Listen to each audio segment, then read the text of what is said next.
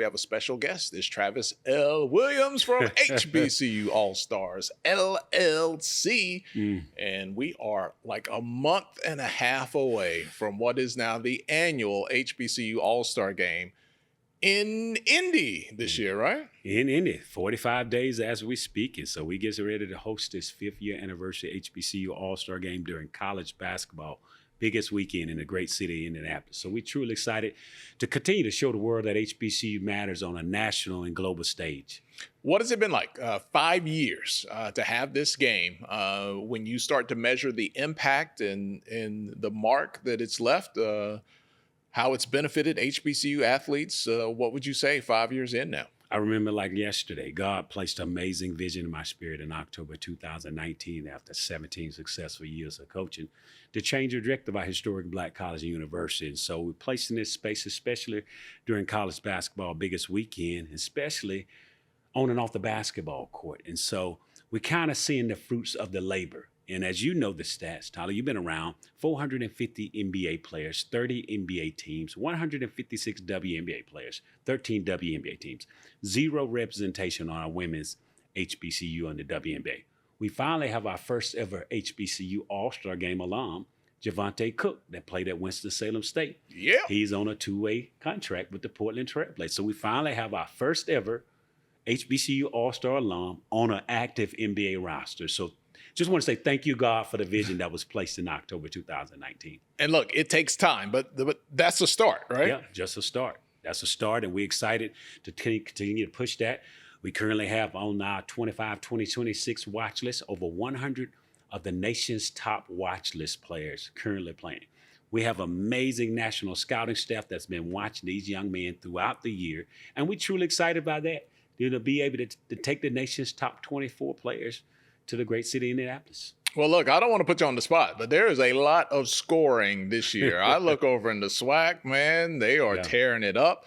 I look in the CIAA, Fayetteville State, good Lord, over 100 points a game. Yes. I look over at Lane, they have 2 top 5 scorers in the conference on the same team. Like, we'll get to the ladies in a second, but the guys are putting up buckets this year. This would probably be one of the most competitive HBCU All-Star selection processes in the game. As I mentioned, over 100 of the nation's top players representing our 48 HBCUs, representing our 4 premier Black college conferences. As you mentioned, the MEAC, the SWAC, CIAA, SIAC, and our independent teams, Tennessee State, Hampton, North Carolina A&T. These teams are playing at a very, very high level, and we have some of the best coaches. They are competing, and we have the talent at our HBCUs, and it's showing to this day, as you mentioned. Man, like you gotta, not only that, you get to pick the coaches as well. I mean, look at the pool that you have to choose from. Tennessee State is on track to maybe make the NCAA tournament for the first time since 1994. You and I looked a lot different back in 94. I mean, we still look good, Travis. Yeah, definitely. 94, that was a while ago, Yes. man. Wow, the job that they're doing there at Tennessee State, the Winston-Salem State women are on fire. Reggie Theus, what he's doing at Bethune-Cookman. And then what's crazy is you look at all these leagues, that 2 through 5. Man, it depends on what week it is. Like, you cannot predict, like, okay, we're just going to go chalk in this league, chalk in that league. You got some top dogs, but that pack behind them. You got to be ready to play. I think any given night, conference play, and this is the most important stretch of the season. Every one of those teams are vying for the regular season and conference tournament championship because they know what's at stake. They know it's an NCAA tournament berth at stake. They know legacy of their programs at stake. All of this helps in me being a former 17-year college basketball coach. It helps with your program. It helps with your recruiting. It helps with your national profile from the players to the coaches.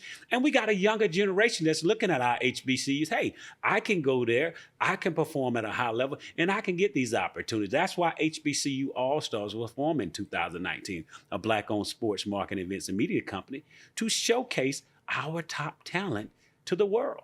Something really cool happened this month. David Kelly takes over for the NBA Players Association Union. He is leading that now when Andre Iguodala steps down in July. So he's kind of elect, if you will, a Morehouse man. Wow, that's big. The proliferation of HBCU talent on the court. We're making smalls. We'll take one for right now. Yep. We'll get another one, and then you look at the front office and behind the scenes. Yeah. We're there as well. And that's important. Like I said, I just got back from LA for the NBA All-Star Weekend. So the NBA is doing a lot of collaborative efforts to really showcase the HBCUs. They had Hampton and North Carolina A&T play. Went down to the buzzer. Yep. And we have watch list players that are there. So I had the opportunity to go up there. And then on top of that, they showed my promo video during the Classic. And so that was really positive. And that's the type of relationship we want, because we want to make sure that our guys getting the same opportunities as some of our other colleagues in this space. So we're truly excited about that. And then on that Friday, prior to our All-Star game on that Sunday, we host our annual Pro Day Combine, where we invite all our NBA teams out. We had 25 of the 30 NBA teams in attendance in San Antonio. We have challenged, and we look forward. We want all 30 teams in attendance during our Pro Day Combine. So you had 25 last year. 25 last year. So you need to convert that other 5. We want all 30 there. So we want to make sure when our All-Stars get to the city, get to Indianapolis, that it's well represented, and respect our brand of basketball and respect the talent that we have. And so that's why we do a Pro Day Combine. We take them to all the things that a lot of those other schools do their Pro Day workout, lane shuffles, vertical jump. We take them through the entire and get all the height, weight, measurements. So when the scouts get there, we're handling this information. These are the top players that are representing our culture during college basketball biggest weekend. And when you look at it, I mean, I think it's so smart that you align with that championship weekend of basketball, because there's a lot of business that happens that weekend outside of just the games. And it's a great opportunity to take advantage of all the people that are going to be in the city. And that's the important thing, because, we're based here in Atlanta. We can always do certain events. But I think the scale and the magnitude that all eyes will be there on college basketball biggest weekend, all the NBA scouts, personnel. And it's a lifetime experience for these young men to go there and be a part of the experience there. And so networking, relationships, but it's bigger than basketball. We a big part of what we do is I give back to the Indianapolis community. Mm-hmm. And so our All-Stars arrived there Thursday, April the 2nd. We have an award ceremony, not only for the players and the coaches, but those community leaders that are there doing great things in the Indianapolis community. Humanity, service, give back. That's important for us. As I mentioned to you earlier, we host a Pro Day Combine. And then, of course, we expose our young folks to our college admissions fair. So we have a college admissions fair.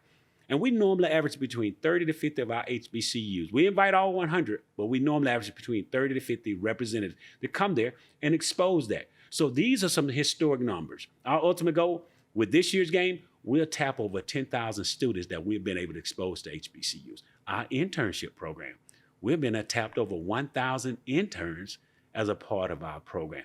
And then we host a social justice and civil rights panel discussion.